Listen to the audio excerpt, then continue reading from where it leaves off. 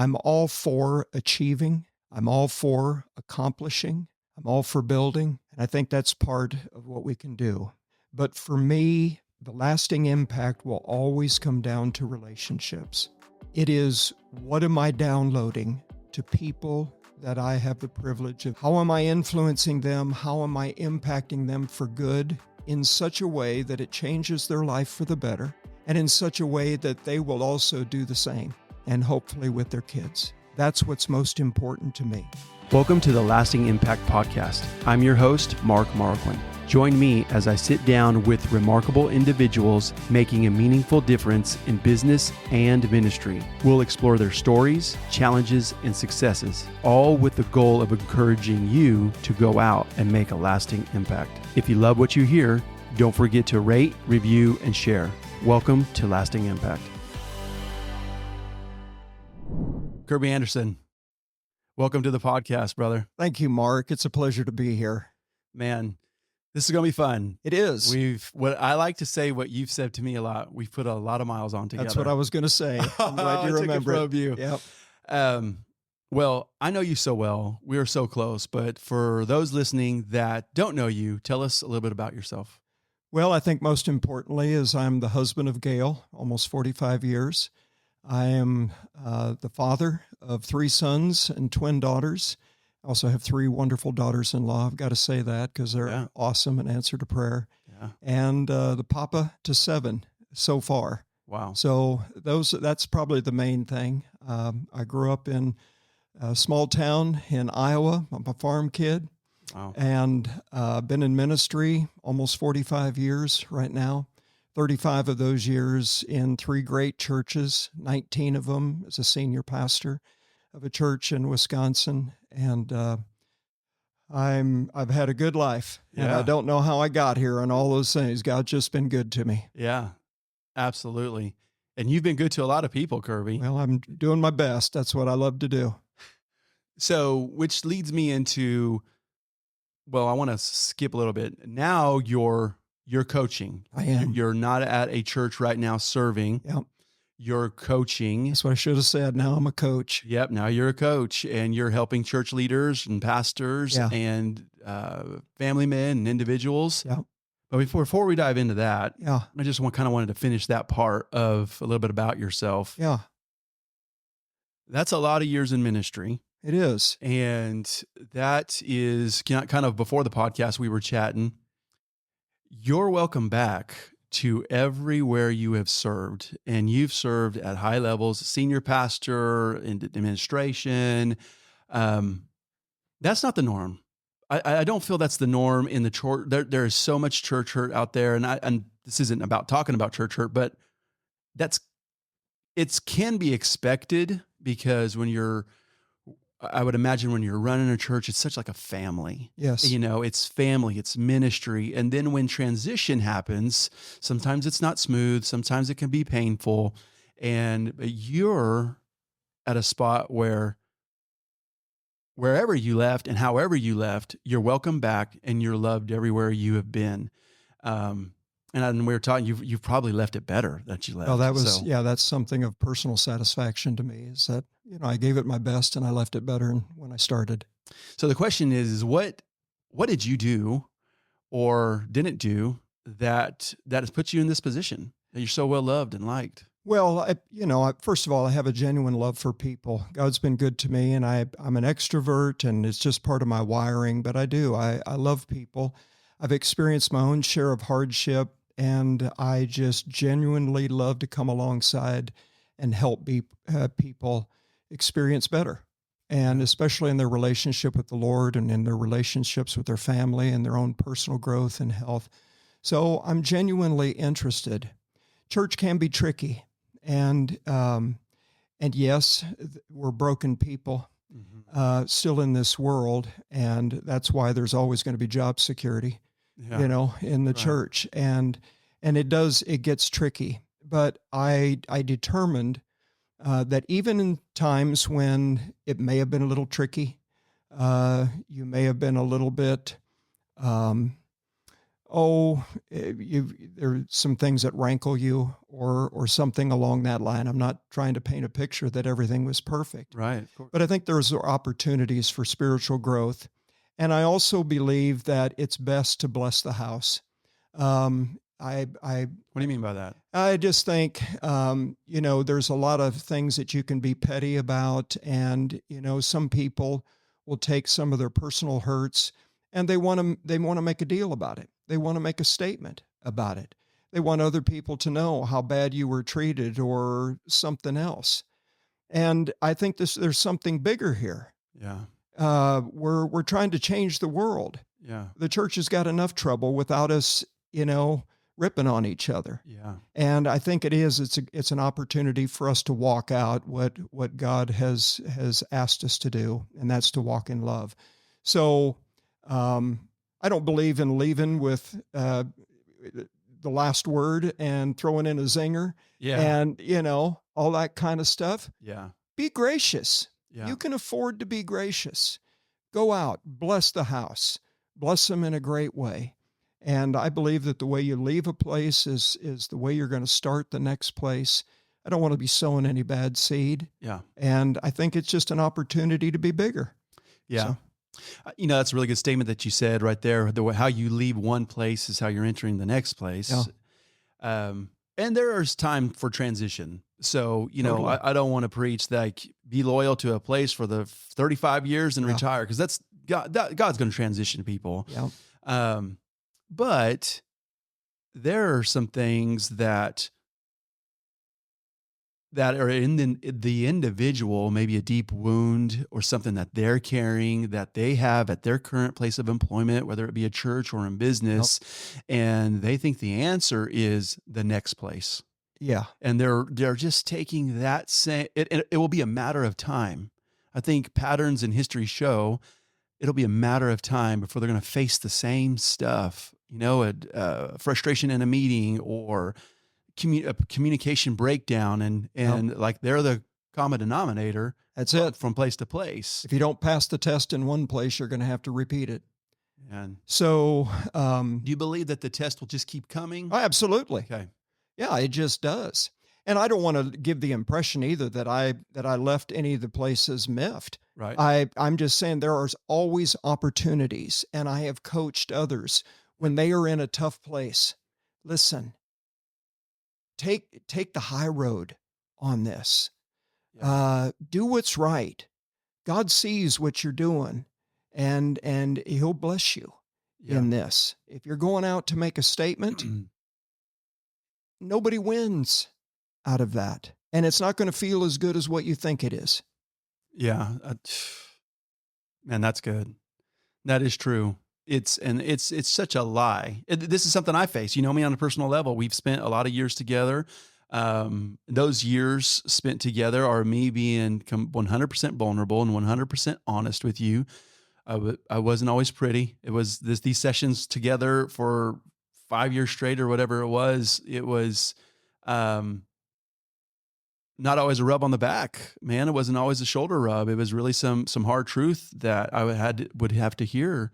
Truth in love, hopefully. Yeah, of course, man.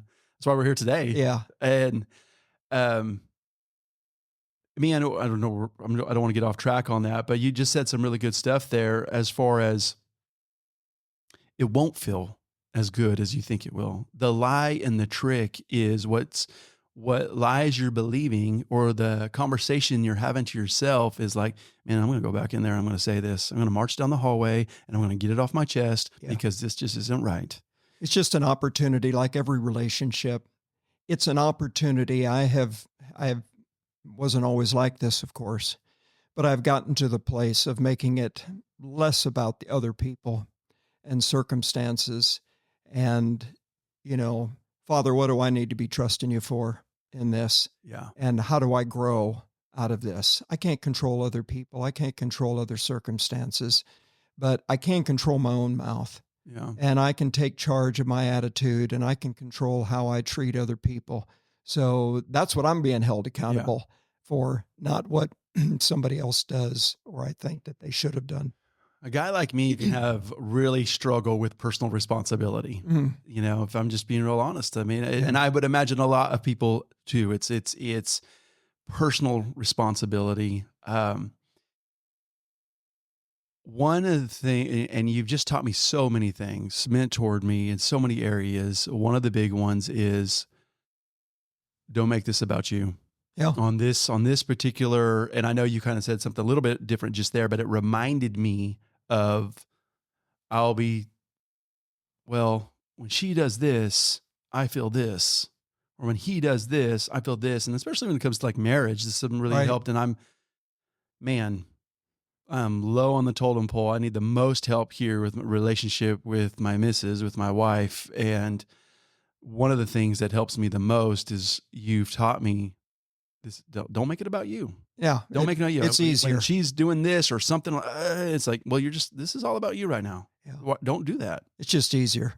Mm. Just to be done with that. And really anything that I share with you or anybody else, and you've heard me say it, Mark, Mhm. I'm the chief of sinners. Yeah.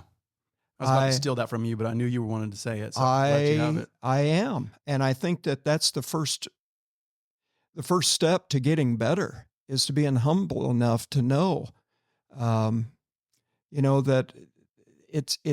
we're not always who we think that we are. We're not perfect in all these things. One of my favorite books is the book by Brant Hansen, Unoffendable. And, he talks about, I think the second chapter is my favorite one. It makes me laugh out loud. And I think the title of it is Everybody's an Idiot Except Me.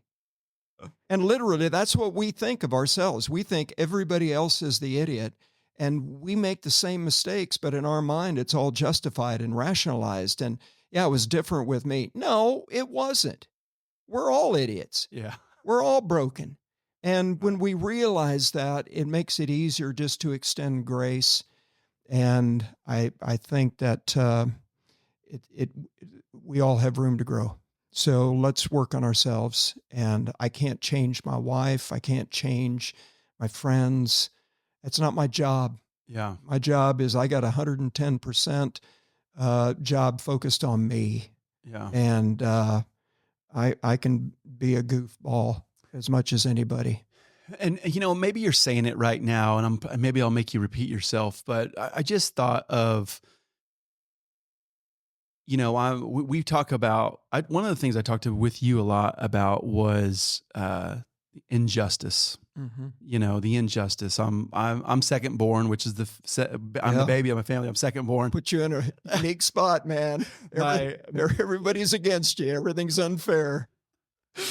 So one of the things and you've pointed that out to me, as I was speaking with you or sharing with you and being vulnerable and telling you how my week is and what's going on. I remember one time you asked me like, are you, what are you born? Are you second born? And I said, I am second born. Yeah.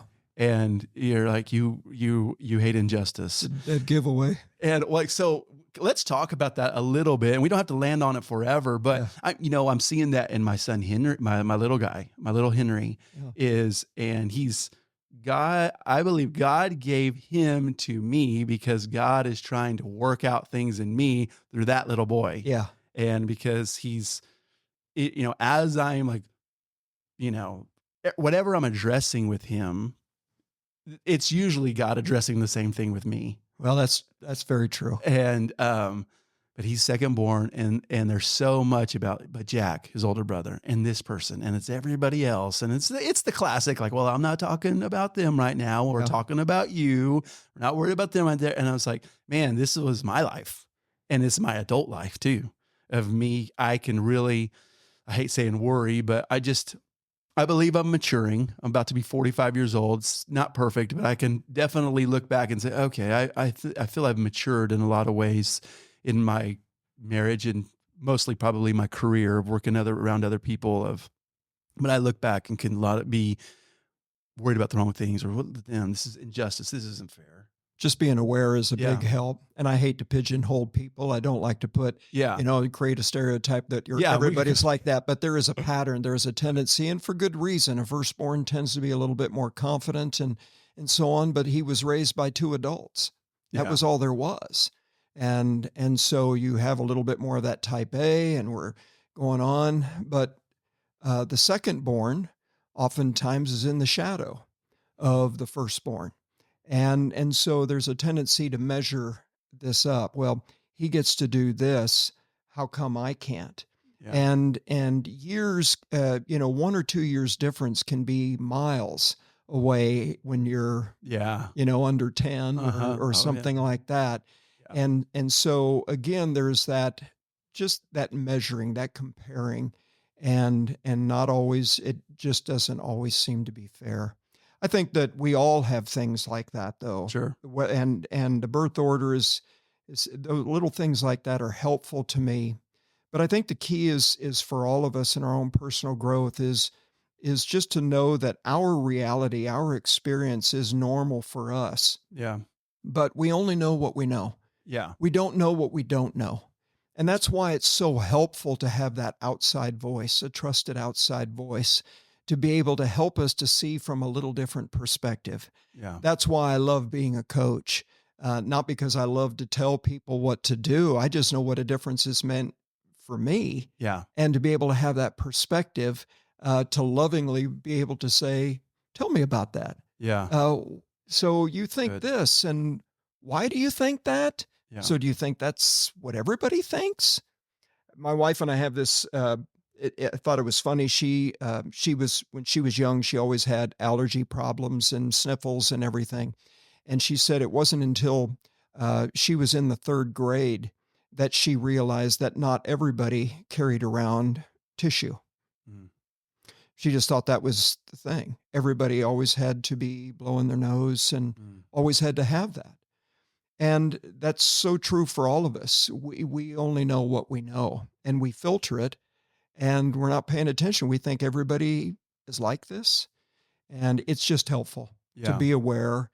And yet those things that we struggle with, the way that we see the world, especially the way that we used to be, that we're having to break out of, those are the things, particularly with our kids, Yeah. that rub us wrong the Yeah. worst. And again, we got to take the split, the beam out of our own eye Yeah. Oh, yeah. first. But yeah. Yeah, I mean, and I'm with you. I don't want to pigeonhole it. That was my experience. Yeah. So I should frame it that way. This was my experience, and It is with most of us, patterns. patterns. And it would be pointing out these things, and I would say all that to say is like, man, God, it's me. What I'm working out with this little guy is me too, in a different area. Yeah. You don't talk to mom that way. Well, you talk to her that way. She's your wife. Don't do this to your brother. Like, well, you just treated your brother like I was going to this. say they may have more is caught than taught most Yeah. of the time, and that's sad but true. Yeah. And so I'm gonna edit this out in case my wife listens to this. make them back to haunt you. Remember what you said. Well, let's go on that coaching a little bit. I met you through the church as you were a pastor out there at the church we go to, and then we connected through coaching, and I was drawn to you, and so we really, I sought you out for several different reasons, and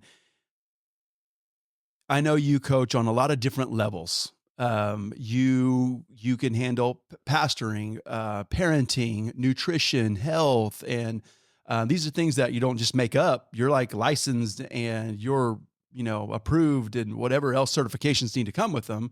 I heard this, just side note, I've heard this joke on social media. Someone said, I wish I had the confidence of the 25-year-old life coach. Oh man.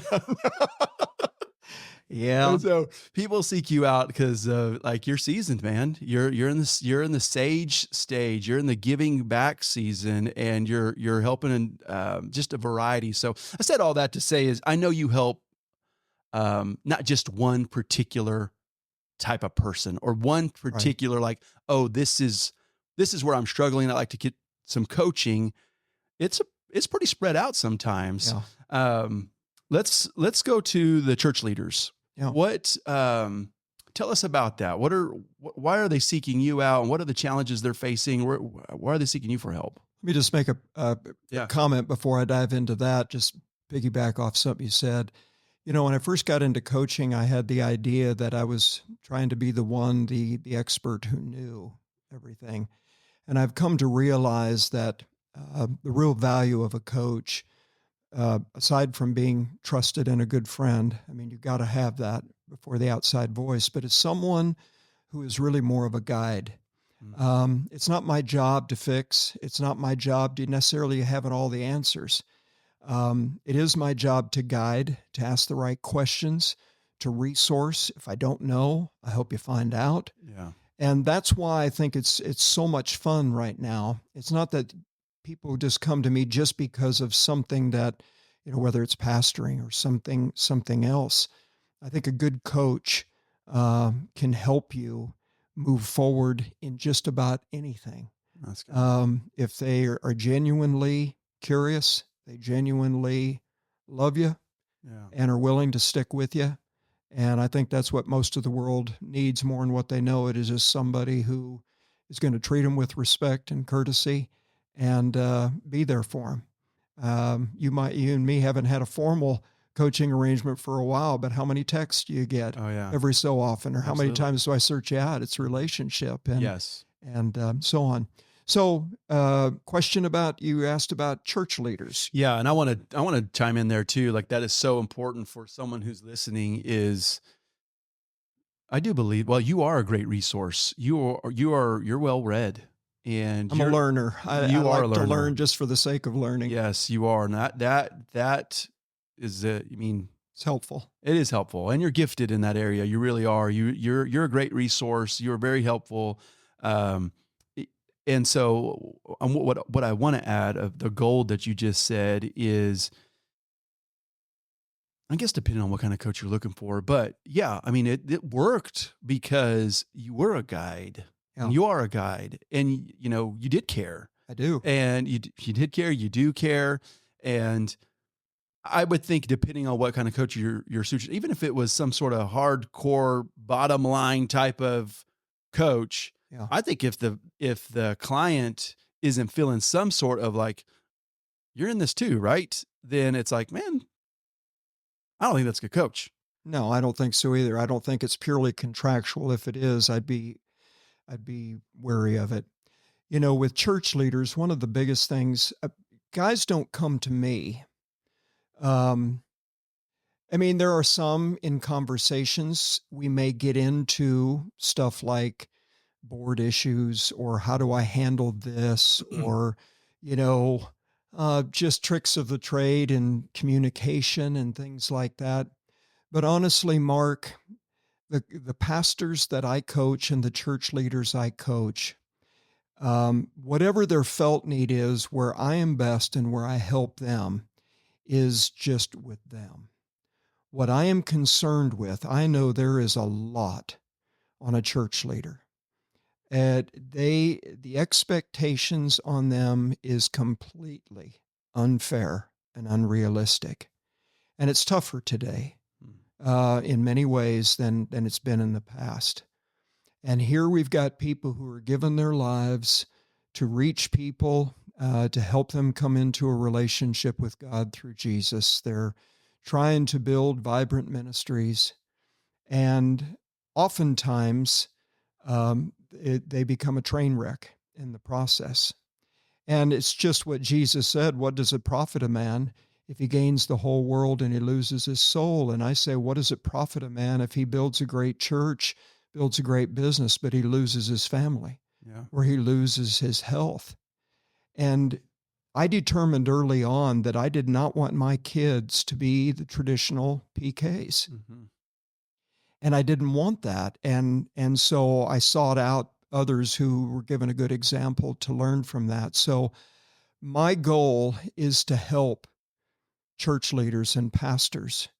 Oftentimes they've got to be the one who have the answers and to be there for everybody. I want to be there for them. I want them to know you don't have to be perfect.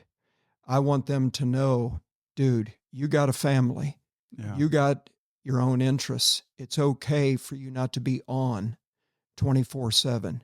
So when I work with them, I'm working with them. I want to help them build habits and rhythms that are going to help them that if they do those things consistently over a long period of time, it's going to naturally help them to have the relationships that they dream of with their spouse, with their kids, Yeah. for them to naturally get better and healthier, to go the long haul instead of just for the short run. Yeah.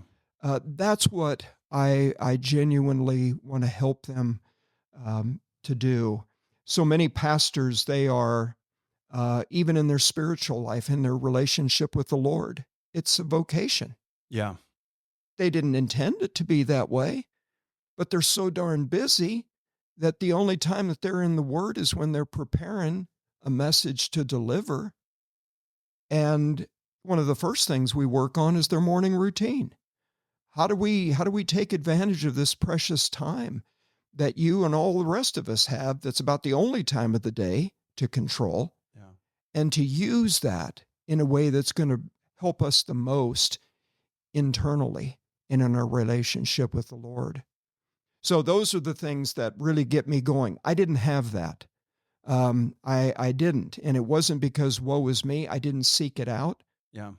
I kind of grew up in a circle of that. It was, bless God, if you're the man of God, you got to get out there and pray and read your Bible and tough it out and just get after it.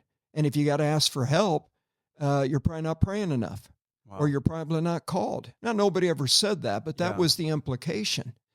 And I don't want that Yeah. for anybody. Yeah. It doesn't have to be that way. That's right. And I love this new generation of pastors. They're better at that. They understand collaboration and community. Yeah. And many of them have coaches and even therapists to help them along the way. And I think that's healthy. I do too. And I like what you said. And that's given the listener some clarity, because coach is really broad right now. It's really broad on, well, what do you mean by, because you're right. There's strategy on someone helping you, helping someone build a business or Right. whatever it is. God bless them all. Yeah. No, you're right. There's lanes, and I really do like your lane of what you just said, of you're coaching them on a personal level and making sure that they're being the person that God's called them to be.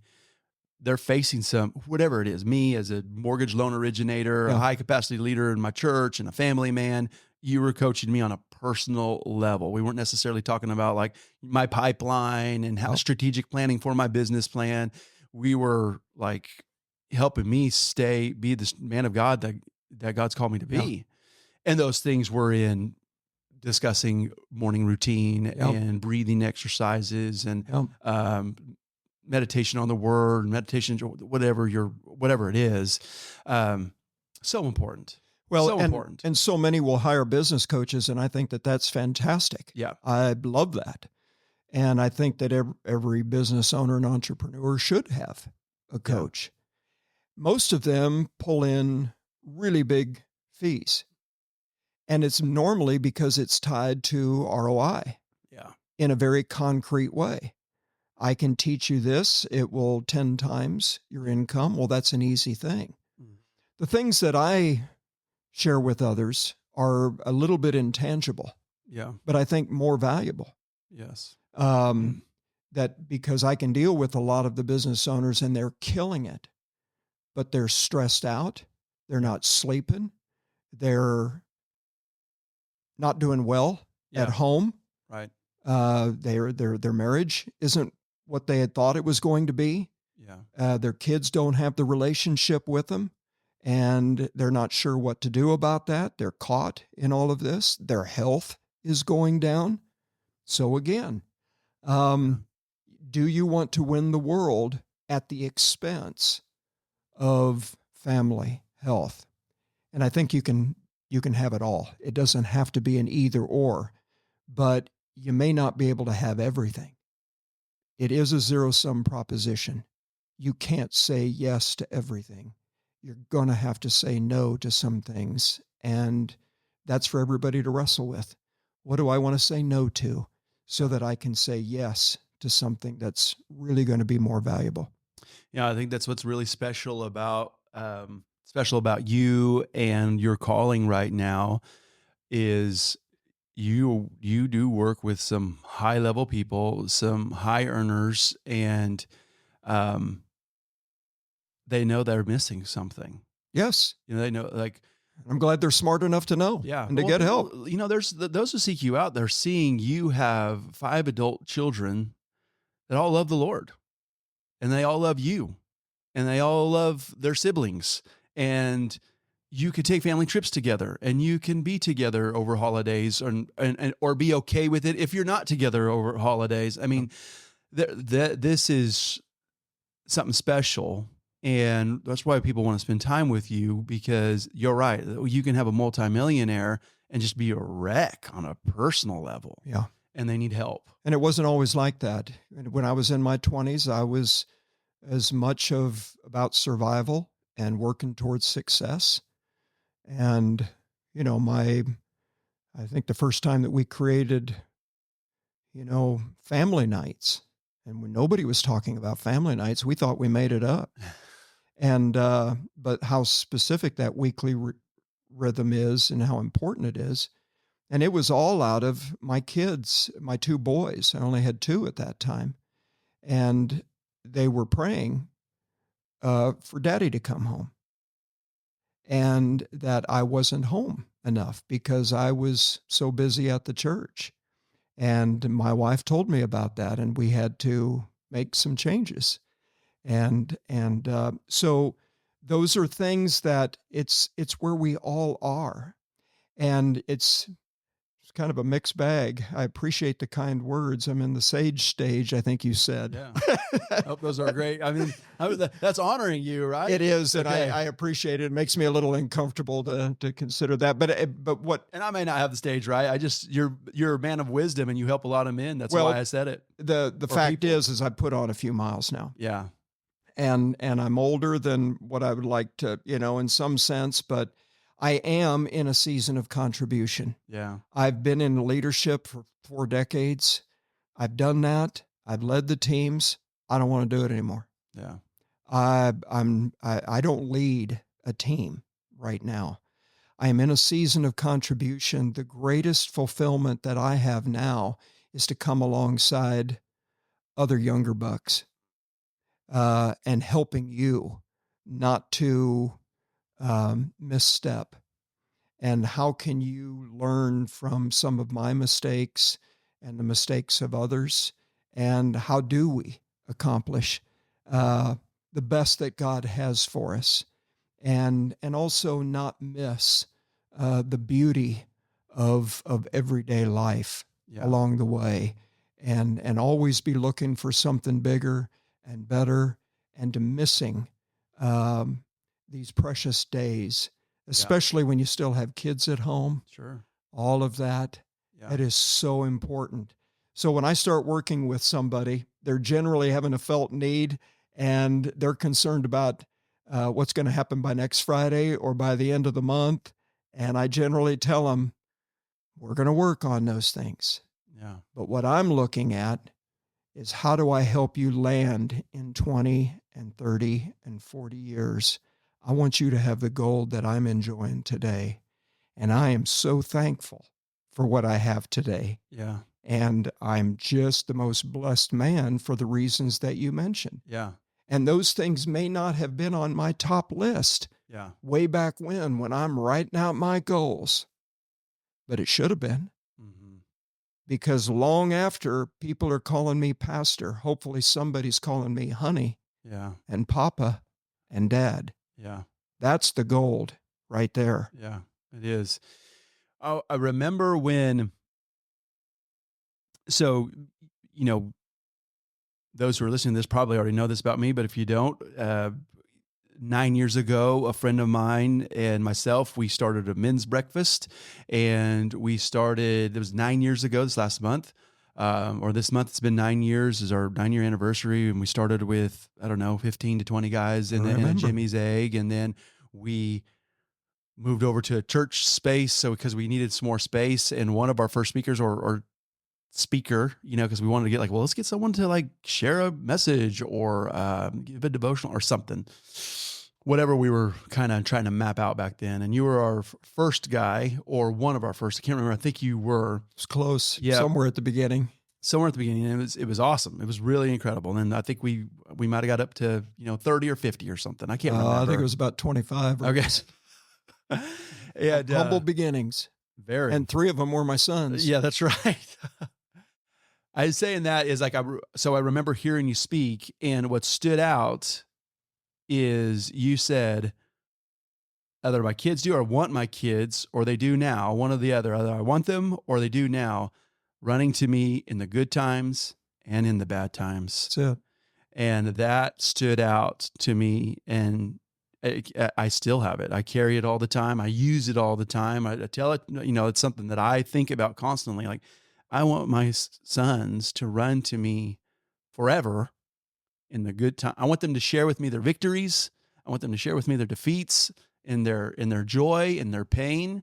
Like, I want it to be me that they run to. I want it to be, I just, there's nothing more fulfilling. It's not a have to, but I love it that they want to hang with each other, that they love each other.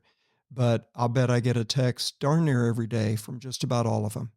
Yeah. And sometimes we're just goofing around, which is good enough in and of itself. Yeah. But, my oldest is 42, my youngest, 36. And for the most part, they still want to know what I think about something. I may not be the only voice, but I'm often the first or one of them. Yeah. They want to know what I have to think. And yes, I'm one of the first that they're sharing some celebration with, or something that's not so great. And they need that. I wrote a little ebook called How to Become Your Child's Life Coach. And I feel like that is where it started. They were the ones that I want to coach first and foremost. That long after anybody else wants my advice, wants to pay me for it, they're my first responsibility. Yeah. They're the ones that God gave to me. And it wasn't because I was the smartest or the best. I don't know why, but that was my first responsibility, was to them. And it always will be. That's something that, it's amazing. And I know I know your children, and close with some of the boys, and close with the boys. And so, yeah, I could testify of how much they love you and reach out to you. And the funny thing is, they're teaching me now. Yeah. I listen to them. I'm learning from them. Yeah. And it gives me a great sense of pride. But it's a wonderful relationship. What were your thoughts when other voices started coming in?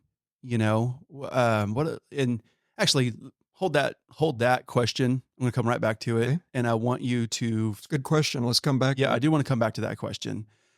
I have a 14-year-old, and one thing that you're working with me on is this stage of less telling and more asking, or more coaching. So just to describe it, it's, I've had the years of,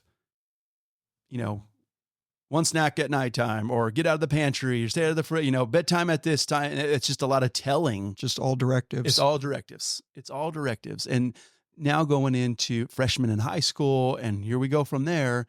What is changing? What needs to change in that dynamic between me and my teenage son, or me and my teenager? What needs to change in that dynamic? Well, again, it's the whole idea of, in the beginning, there has to be control.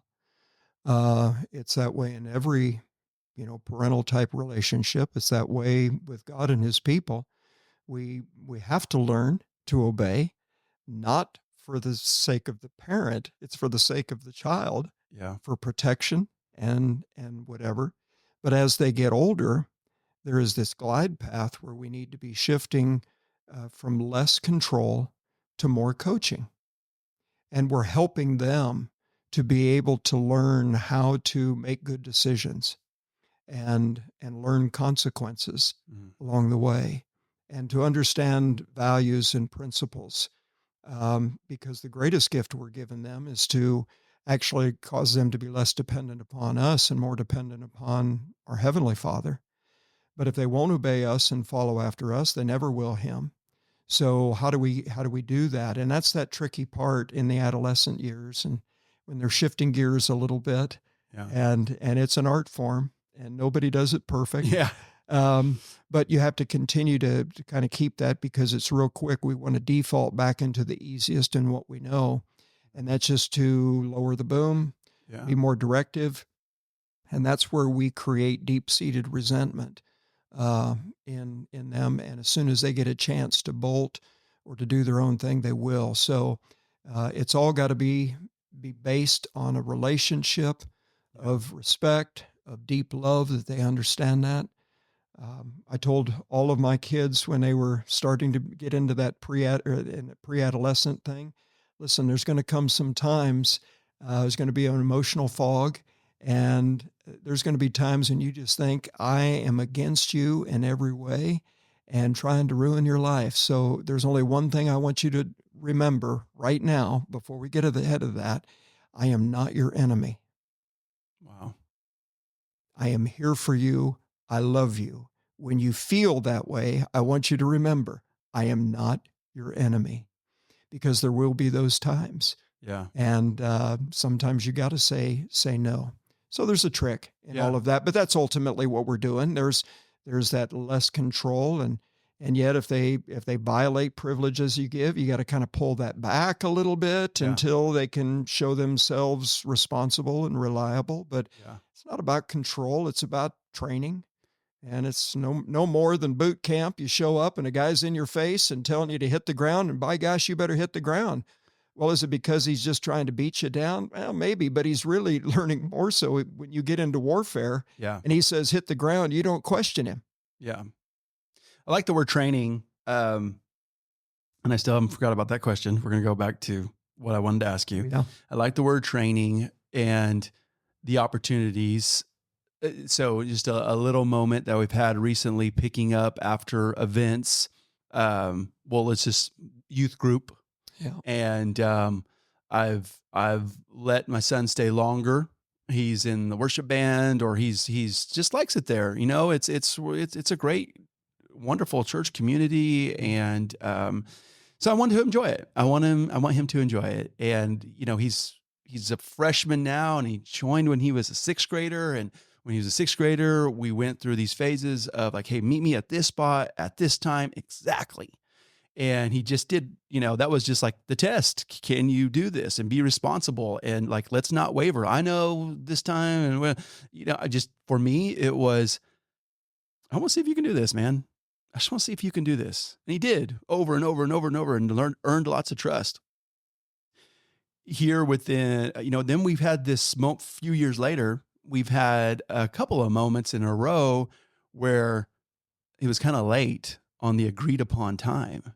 And justifiable in his eyes, you know, we were in the middle of this guy was speaking. I just didn't want to sneak out, or I was right in this middle of this conversation. I can't slip out, you know, genuinely didn't know what to do.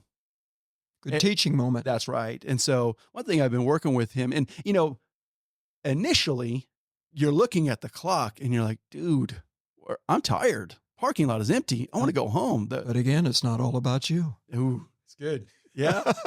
You're making it about you. I know, dude. I need to put you in my back pocket everywhere I go. So I wanted to lead to this. I want to lead it to this. I didn't blow it. I feel I did good. I probably did blow it. I don't know.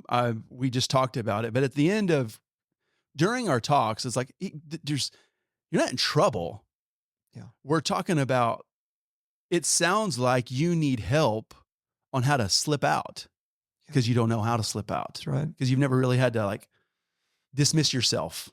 And that's what I found out through talking with him, of like, okay, and what trumps what? You know, because there's always, it's always going to be, I tell him about business meetings. Like, hey, I just had a guy whisper in my ear today. We were in an important meeting, and he whispers in my ear, I got to slip out. I got a 1:15. I can't be late for. Hey, no problem, man. Like, this is going to happen forever. Oh yeah. This is going to happen forever. So these are good training moments for you. That, you know, your parents trump them, and they understand that. So you're safe. And But how do you here's how you do tactfully it. do it? Yeah, here's how you do it. So I think it gave him relief because he was confused. He was confused, and I probably came at him hard originally, like, what happened? And then I was like, well, just slip out. But he doesn't know. He doesn't know It's a slip out great and stuff. teaching moment. And one of the even better ways, there's two ways to approach that. You could, again, tell him, Yeah. teach him what to do, or you could ask questions.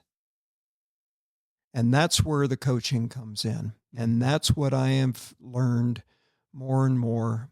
Self-discovery is really the best teacher. Yeah. There's sometimes you have to be prescriptive and you want to give best practices and so on. But in those cases, it is that coaching. Yeah. Well, tell me about that. So Yeah. what were you wrestling with on that? Okay.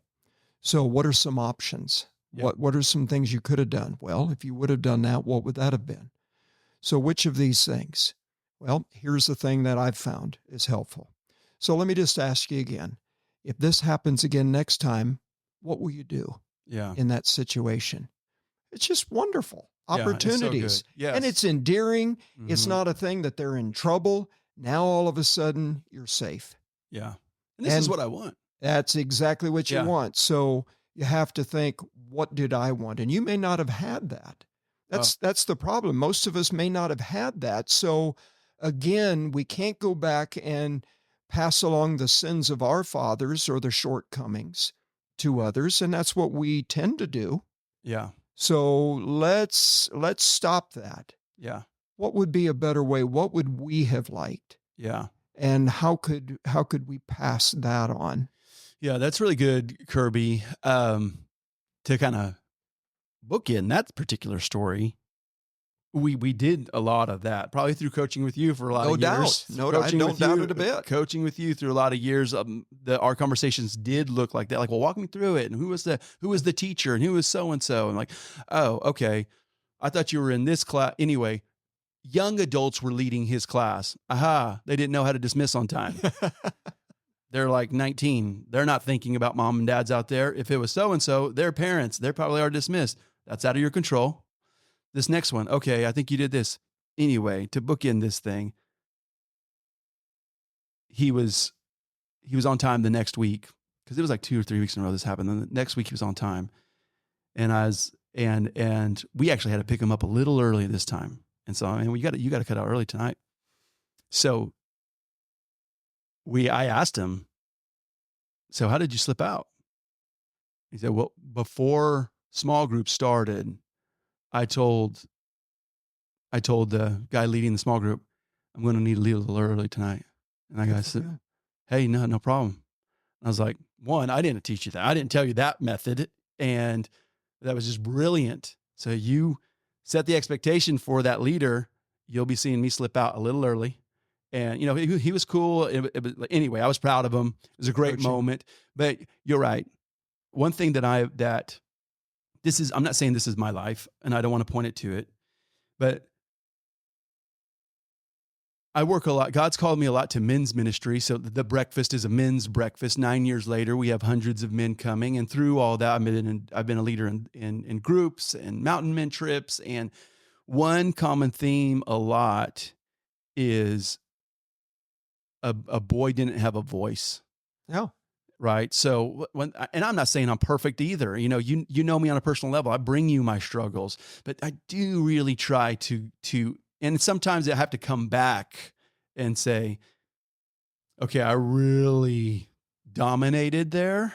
I do want you to have a voice. Yeah. Tell me what's up. Now, my youngest has no problem with his voice.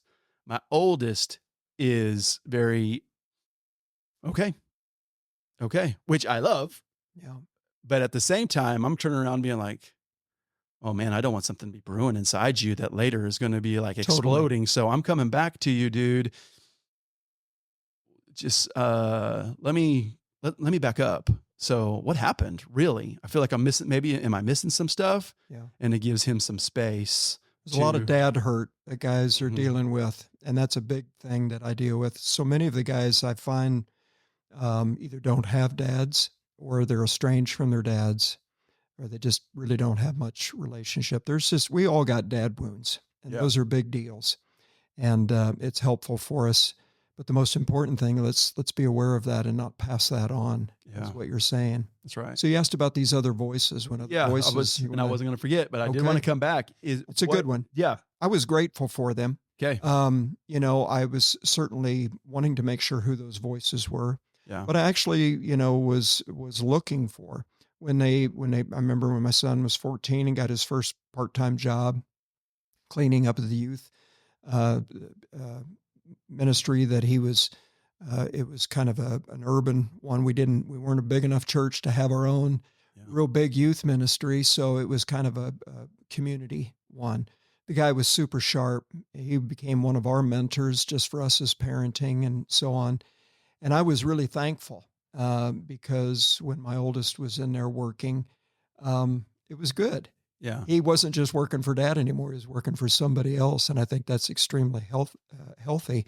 But it wasn't just for a boss; it was a mentor. Yeah. And then there were key youth pastors that were able to speak to him. So I think that is extremely healthy because as it's natural Mm.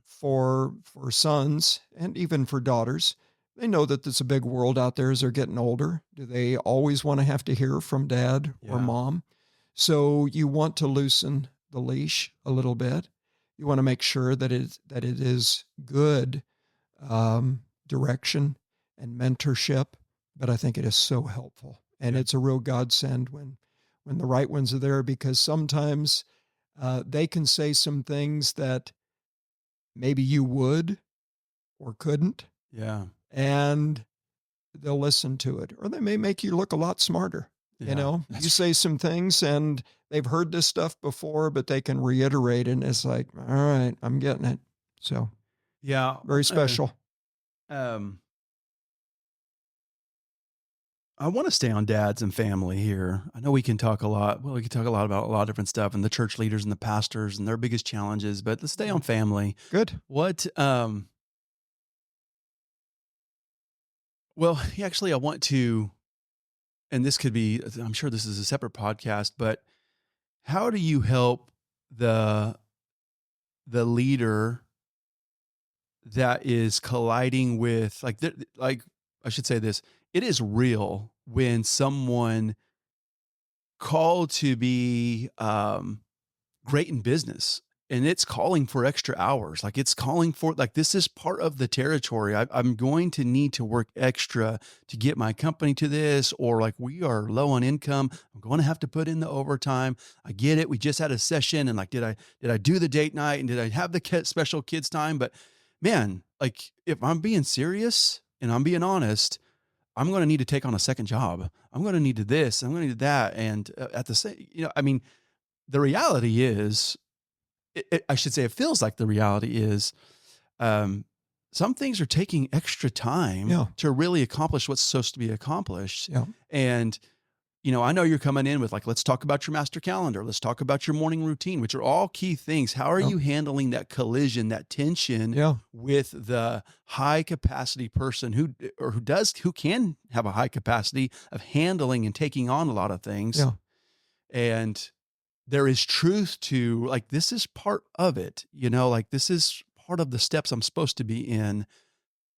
And, I'm guessing you're probably seeing a little bit down the road of like, yes, but there's a possible train wreck. Anyway, I'm dragging this out, but how are you handling the true tension? Because I know there's pushback. I would imagine there's pushback sometimes because I've given you pushback. Sure.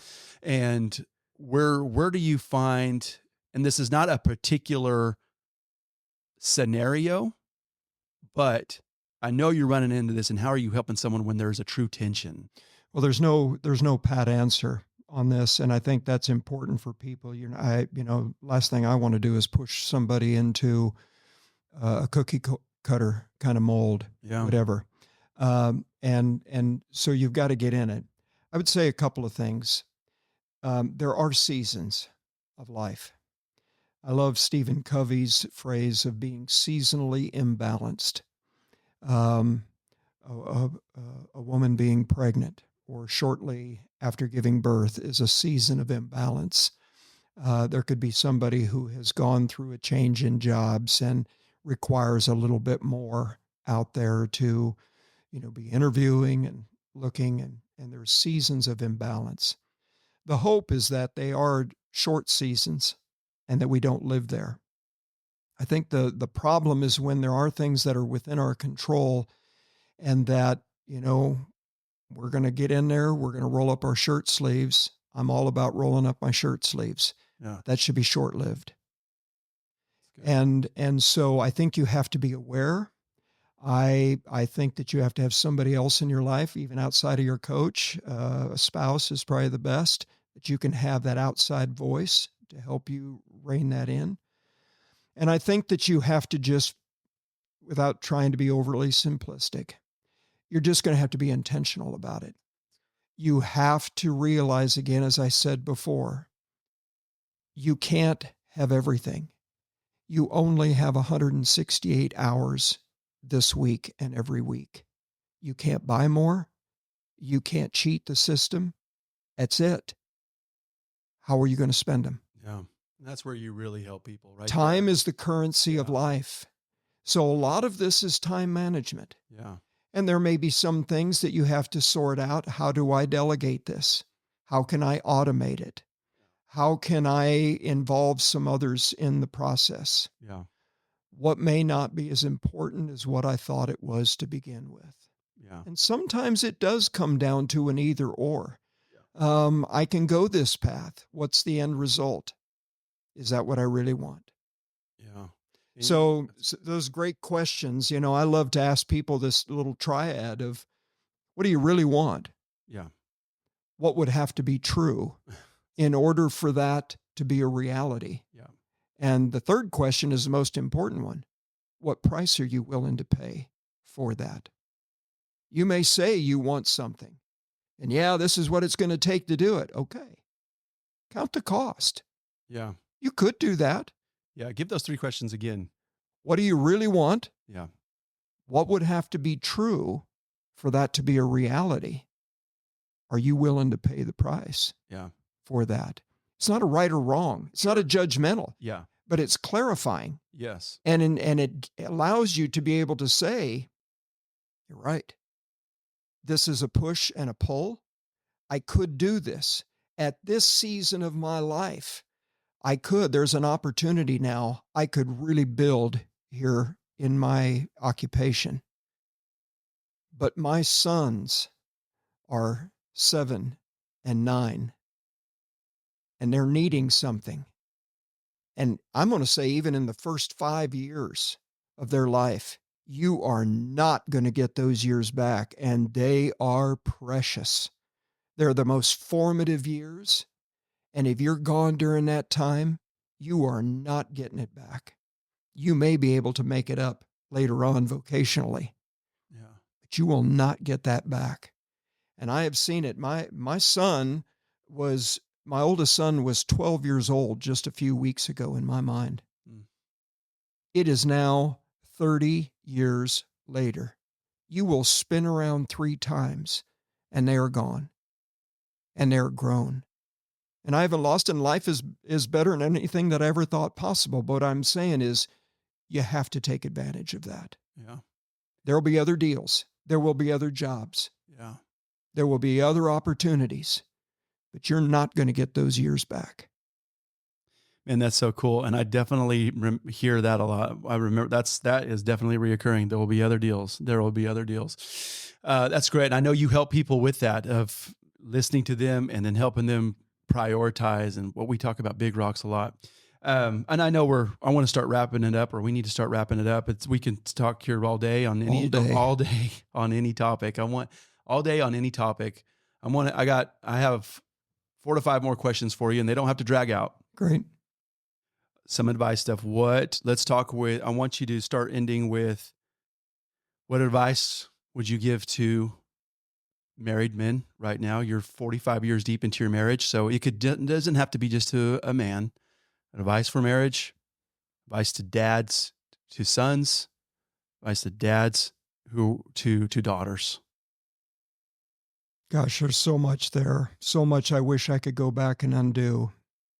I've And been maybe it's married. all the same answer, but go ahead. Well, I know, I think part of it is just dealing with your own crap. Just there is so much that we don't know. It's, just our own trauma, our own hurts, our own deals. And we take that out on the people that are closest to us. What a tragedy. Um, Gail and I are better than we've ever been right now, but I've said it so many times. I will spend the rest of my life making up for the stupid stuff that I did early on. I just, I will regret it. Mm. I wasn't an abuser. I wasn't anything bad like that, but I regret it. And I will spend the rest of my life making it up. So deal with your stuff. If it's control, if it's anger, if it is pettiness, uh, I would say this is a helpful thing that may be helpful for those who are listening. And there are so many things, but in the marriage, I'll just say this real quick, just drop it and let people soak on it. I wish I would have learned how to set valid expectations. And that goes in any relationship. Pete Scazzaro says there are 4 criteria to valid expectations. My son Jesse taught me this. So here we go.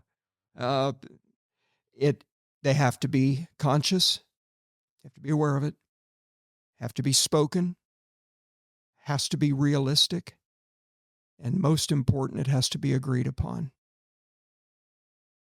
Man, you can soak on that the next weekend here. And most of the conflicts, the stuff over and over again came to invalid expectations. I expected this of you. Well, did we talk about it? Mm-hmm. Was that realistic? I didn't agree to that. I didn't even know that's what you wanted.